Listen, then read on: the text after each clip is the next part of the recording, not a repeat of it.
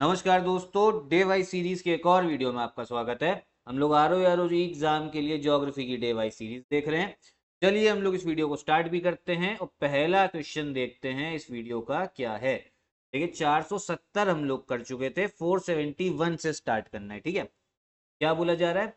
The growth rate in industry sector has been minimum during the period of which of the following 5 year plan.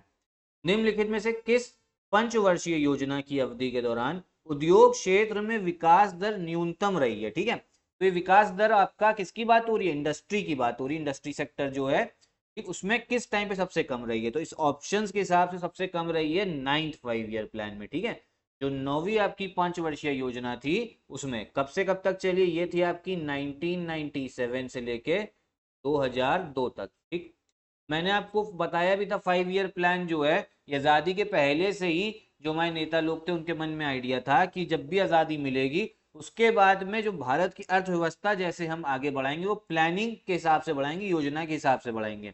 अब इसमें मैं आपको एक जरा polity का एंगल देता हूँ। था क्या ना, जब जैसी आज़ादी मिली उसके बाद में जब प्लानिंग स्टार्ट हुई तो फिर यहाँ पे बनाया गया एक प्लानिंग कमीशन बनाया गया था। ठीक है, क्या बनाया गया था? प्लानिंग कमीशन, योजना आयोग बनाया गया था। ठीक, उसके बाद में योजना आयोग जो है आपका पूरा चला है 2014-15 के आसपास चला। उसके बाद में जब मोदी जी बने प्रधानमंत्री, उन्होंने इस प्लानिंग कमीशन योजना आयोग को क्या कर दिया था? भंग कर दिया था, खत्म कर दिया था। और इसी की जगह पे बना था एक दूसरा आपकी इंस्टीट्यूशन, संगठन, उसका नाम था नीति आयोग। क्या क्या बना था? नीति आयोग। तो ये चीज ध्यान। अगला क्वेश्चन देखते हैं क्या है। इसमें बोला जा रहा है which of the following steel plant had not been established in the 1955। निम्नलिखित में से कौन सा इस्पात संयंत्र 1955 में स्थापित नहीं किया गया था? ठीक है, स्टील प्लांट कौन सा 1955 में नहीं बना? तो ये है आपका बोकारो स्टील प्लांट। ठीक है, कौन सा? बोकारो इस्पात संयंत्र। ये बोकारो आपका है कहाँ पे? ये पड़ता है आपके झारखंड में पड़ता है। ठीक है, ये चीज ध्यान रखिएगा। कब बना है बोकारो स्टील प्लांट? बना है आपका 1964 में। और इसमें हमने ली थी मदद बनाने में, किसकी? टेक्नोलॉजी की जो हेल्प ली थी वो थी आपकी जो सोवियत यूनियन था ना, उसकी मदद ली थी। जैसा कि आप जानते हैं, आपका जो सेकेंड वर्ल्ड वॉर जब खत्म हुई थी उसके बाद में पूरे वर्ल्ड में दो सुपर पावर निकल के आए थे। एक आया था आपका यूएसए और एक आया था आपका यूएसएसआर। इसी को हम लोग सोवियत यूनियन बोलते हैं। फिर इनके बीच में कोल्ड वॉर भी चली है आपका सेकेंड वर्ल्ड वॉर के बाद में। फिर 1991 में 1991 में यूएसएसआर टूट गया। तो यूएसएसआर का ही जो सक्सेसर स्टेट बना वो था आपका रूस, रशिया। ठीक, इतनी इंफॉर्मेशन ध्यान रखिए। अगला क्वेश्चन क्या है? इसमें बोला जा रहा है इनकरेक्ट ऑप्शन बताना है। तो जो चारों में बोला गया अलग अलग बोर्ड दे दिए गए और साल दे दिए गए कब बना है। तो इनकरेक्ट इसके हिसाब से है वो आपका ए वाला। ठीक है, कौन सा? ए, ऑल इंडिया हैंडलूम बोर्ड। ये 1954 में नहीं बना है। कौन सा गलत है? All India handloom board, Akhil Bharatiya हथकरघा बोर्ड। ठीक है, अब आप कहोगे ये हैंडलूम क्या होता है? देखिए हैंडलूम से पहले आपको समझना पड़ेगा लूम क्या होता है। लूम आप समझो एक डिवाइस होती है, एक एपरेटस मान लीजिए, कोई मशीन मान लीजिए, जिससे आप क्या करोगे? धागे को मतलब उसमें घुमा के आप कपड़ा बनाओगे। ठीक है, ये आपका लूम होता है, करघा होता है। और जब हाथों से बनाया जाएगा ना कपड़ा, उसी को बोलिया जाता है हैंडलूम। ठीक, आपको मैं लूम की फोटो दिखाता हूँ करघा की, आपको तब समझ में आएगा। ये है आपकी ये। ठीक है, इसमें आप देखो जो भी इंसान जो है धागे हैं, धागे से फिर आपका क्या बनेगा? कपड़ा बनेगा। और जो ये आपका जो मशीन चलेगी वो हाथों से चलेगी। ठीक है, मतलब इंसान खुद चलाएगा। तो ये होता है आपका हैंडलूम। ठीक, अगला क्वेश्चन क्या है? Which of the following company had been established in collaboration with France? निम्नलिखित में से किस कंपनी की स्थापना फ्रांस के सहयोग से की गई थी? ये बोला जा रहा है।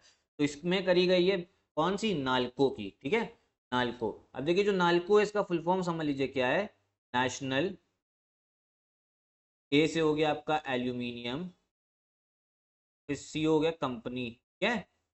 National aluminium company limited. ये हो आप ध्यान रखिएगा, सरकारी कंपनी है आपकी। 51% जो है इसमें शेयर जो है आपका 51% ज्यादा वो आपका भारत सरकार का है।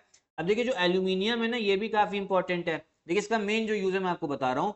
देखिए जो बिजली आपको जब ट्रांसफर करनी, बिजली आपने बना ली, कोयले से बना ली, ठीक है, न्यूक्लियर एनर्जी से बना ली, परमाणु ऊर्जा से, फिर जब उसको आपको अलग अलग शहरों में भेजना है तो उसमें दो चीजों की, दो वायर आपकी सबसे ज्यादा यूज होती है। एक होती है कॉपर, कॉपर थोड़ी महंगी पड़ती है, दूसरी है आपकी एल्यूमिनियम। तो एल्यूमिनियम जो है ना, बिजली की तारों में काफी इसका यूज है, और भी बहुत सारे यूज है, मेन यूज इसका ये है। ठीक है, एल्यूमिनियम का। तो ये हो गई आपकी कौन सी? नाल्को, जो फ्रांस के साथ हमने बनाई है। अगला क्वेश्चन देखते हैं क्या है। इसमें क्या बोला जा रहा है? Which of the following company is not a Maharatna company as per the data release by the ministry of finance on feb 2022। फरवरी 2022 को वित्त मंत्रालय द्वारा जारी आंकड़ों के अनुसार निम्नलिखित में से कौन सी कंपनी महारत्न कंपनी नहीं है। ठीक है, अब देखिए पहली चीज तो ये ध्यान रखिए, जितनी भी आपकी केंद्र सरकार की, जो आपकी सेंट्रल गवर्नमेंट है ना, इसकी आपकी जितनी भी सरकारी कंपनी है, ठीक है, जितनी भी सरकारी कंपनी, उनको इंग्लिश में हम लोग पीएसयू भी बोल देते हैं, पब्लिक सेक्टर अंडरटेकिंग, जितनी भी आपकी है ना, उसमें हमने 3 श्रेणी में बांट रखा है। ठीक है, कंपनियों को, एक हो गई आपकी महारत्ना, ये मैं आपको सेंट्रल गवर्नमेंट की आपकी सरकारी कंपनियों के बारे में बता रहा हूँ, राज्य सरकार के बारे में नहीं। पहली हो गई आपकी महारत्ना, फिर दूसरी आपकी नवरत्ना, क्या है, और तीसरी हो गई आपकी मिनी रत्ना। अब है क्या, जो लेटेस्ट डेटा उस हिसाब से जो टोटल महारत्ना कंपनी है ना हमारे इंडिया में, वो है टोटल 13। ठीक, अब टोटल 13 है आपकी। अब महारत्ना कंपनी देखिए, इसकी एलिजिबिलिटी भी होनी चाहिए, ऐसे ही नहीं किसी कंपनी को महारत्ना का स्टेटस मिल जाएगा, कुछ कुछ उसमें आपको एलिजिबिलिटी चाहिए, जैसे कम से कम आपके पास में नवरत्न का स्टेटस होना चाहिए, नवरत्ना का। दूसरी चीज, बहुत सारी आपकी इसमें वो होती है एलिजिबिलिटी, मेन बता दे रहा हूँ। एक चीज और है, पिछले 3 साल का, पिछले 3 साल का क्या होगा ना, पिछले 3 ईयर का प्रॉफिट देखा जाएगा। ठीक है, और हर साल कम से कम 5,000 करोड़ से ज्यादा का प्रॉफिट होना चाहिए हर साल। ठीक है, हर साल जो है 5,000 करोड़ से ज्यादा का प्रॉफिट। और भी काफी कंडीशन है टर्नओवर की, मेन मैंने आपको बताया। तो जो महारत्ना कंपनी का जिसको स्टेटस मिलता है ना, उसको कुछ एडवांटेजेस भी मिलते हैं, मतलब अपने हिसाब से थोड़ा ऑटोनॉमी भी मिल जाती, फ्रीडम भी मिल जाती, कैसे जो है अपना जो ऑपरेशन है वो कैसे करना है। और आप समझो कि थोड़ा ये फाइनेंशियल इंसेंटिव भी काफी मिलते हैं। तो ये होता है आपका महारत्ना कंपनी। अब इस लिस्ट में जो बोला जा रहा है, इस क्वेश्चन के हिसाब से कौन सा महारत्ना कंपनी नहीं है, तो वो करेक्ट आंसर है आपका भारत इलेक्ट्रॉनिक्स लिमिटेड, सी वाला। ठीक है, कौन सा, भारत इलेक्ट्रॉनिक्स लिमिटेड। अगला क्वेश्चन क्या है, which of the following national highway connects Thane to Chennai. निम्नलिखित में से कौन सा राष्ट्रीय राजमार्ग थाने को चेन्नई से जोड़ता है। ठीक है, अभी जो थाने आपको पता होगा, ये आपके मुंबई के पास में ही पड़ता है, और जो हाईवे जोड़ रहा है थाने से आपका चेन्नई, तो वो है आपका नेशनल हाईवे 4। कौन सा, बी वाला, नेशनल हाईवे, राष्ट्रीय राजमार्ग 4। ठीक, मैं आपको दिखाता हूँ, ये आपको दिखे, ठीक है, ये देखिए मुंबई के पास में थाने हैं। ठीक है, ये मुंबई के पास में थाने, ये जो पूरा हाईवे है ना, ये पूरा इधर से कहाँ जा रहा है, चेन्नई जा रहा है। ये कहाँ है, आपको दिखेगा चेन्नई जा रहा है। ठीक, अगला क्वेश्चन क्या है, अच्छा ये वाला जो क्वेश्चन है ना 477 वाला, इसमें ऑप्शन जो है ना वो गलत दे रखा है, तो अगला देखते हैं। इसमें बोला जा रहा है करेक्ट ऑप्शन चुनिए। देखिए करेक्ट आप बताइए कौन सा सही विकल्प का चयन कीजिए। दर्रे दे रखे हैं, पास दे रखा है। अब देखिए पास के बारे में पहले ही बता चुका हूँ, पास होता है क्या दर्रा, जब आपको एक पहाड़ से दूसरे पहाड़ जाना होगा, जो आपका नेविगेबल रास्ता होगा ना, जिसपे आप चल सकते हो, मान लो उस पर हमने रोड बना दी, तो फिर वहां पे गाड़ी भी चल सकती है, उसे हम लोग पास बोला जाता है। ठीक, पासेस के बारे में हम लोग इसी सीरीज में पहले भी बात कर चुके हैं डिटेल में। इस क्वेश्चन के हिसाब से अगर देखें तो करेक्ट ऑप्शन है आपका जी वाला, जो फोटूला पास है ना आपका, फोटूला दर्रा, ये आपका पड़ता है जो जस्कार रेंज है। ठीक है, वहां पड़ता है, जस्कार श्रेणी में पड़ता है। ठीक है, तो ध्यान रखिएगा, जो आपकी जस्कार रेंज है ये कहाँ पर आती है, इसको एक बार मैप में देखते हैं तो आप देखेंगे ये जो आपको है जस्कार रेंज दिख रही है, जूम भी कर दे रहा हूँ आपको, ये आपको दिख रही होगी, इधर काराकोरम, फिर लद्दाख, और इधर देखेंगे आप क्या दिख रही है, जस्कार रेंज। ठीक है, जस्कार, ये चीज ध्यान रखिएगा, ऑर्डर वाइज ध्यान भी रखिएगा। अब आपसे क्या कर सकते हैं ना, उत्तर से दक्षिण भी पूछ सकते हैं, नॉर्थ से साउथ, पहले काराकोरम फिर लद्दाख फिर जस्कर, और बाकी और भी बहुत सारी, इनके बारे में भी हम लोग बात कर चुके हैं पहले की वीडियोस में, तो प्लेलिस्ट में जाके देख लीजिएगा। अगला क्वेश्चन क्या है, which of the following river is a tributary of the Ghaghara river. निम्नलिखित में से कौन सी नदी घाघरा नदी की सहायक नदी है। ठीक है, घाघरा नदी की सहायक नदी की बात हो रही है, तो ये है आपकी काली नदी। कौन सी, काली रिवर है। ठीक है, अब आप समझो जो आपकी गंगा नदी है ना, मेन हमारी जो गंगा है, गंगा की आपकी सहायक नदी है घाघरा, गंगा की सहायक नदी घाघरा, और घाघरा की भी आपकी सहायक नदी है, वो हो गई आपकी कौन सी, काली हो गई। तो घाघरा है ना, गंगा से मिलती कहाँ पे, बिहार में छपरा के पास में, छपरा जगह है वहां पे, छपरा के पास में बिहार में मिलेगी। तो एक बार मैप में देख लीजिए तो अच्छे समझ में आएगा। देखिए ये जो मेन है ना, जो गैंजेस लिख रखा है, यही गंगा है हमारी, इंग्लिश में गैंजेस बोल देते हैं, यहाँ यमुना भी मिल रही है। ये सब मैप वर्क ना हम लोग हर वीडियो में देखते रहते हैं, तो पुरानी वीडियोस देख लीजिएगा।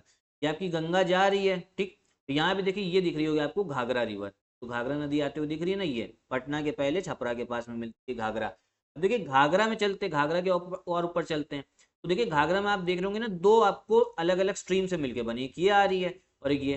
तो जो ये वाली नदी है ना, जो उत्तराखंड से निकल रही है और नेपाल बॉर्डर के पास में बह रही है, इसको ध्यान से देखिए, मेरी नजरों से देखिए, दिखेगा, कर्सर दिख रहा होगा आपको। तो ये जो नदी है ना, ये है आपकी काली नदी। ये देखिए घाघरा नदी ये है और घाघरा नदी की जो सहायक नदी है वो काली नदी है, ठीक। फिर आगे जो नदी बनी घाघरा और फिर ये जाके गंगा में मिल जाती है, ठीक है। अगला क्वेश्चन क्या है, select the correct order of the tribes settled in the Arunachal Himalayas from west to east. पश्चिम से पूर्व की ओर अरुणाचल हिमालयों में बसी जनजातियों के सही क्रम का चयन कीजिए, ठीक है। पश्चिम से पूर्व की बात हो रही है, मतलब ऐसे समझ लीजिए पश्चिम से पूर्व हो गया ये, ठीक है। मान लो ये अरुणाचल आपके प्रदेश है, अरुणाचल हिमालय है आपके, पश्चिम से पूर्व ये हो गया सबसे पश्चिम वेस्ट और ये हो गया सबसे आपका पूर्व ईस्ट, ठीक है। तो ऐसे बताना है, पश्चिम से पूर्व जो है अरेंज करना है। तो इसका जो करेक्ट आंसर है वो आपका ए वाला, ठीक। सबसे पश्चिम में आपको जो जनजाति दिखेगी वो दिखेगी मोनपा जनजाति, ठीक। फिर दिखेगी आपको अबोर जनजाति, फिर मिश्मी जनजाति, ठीक है।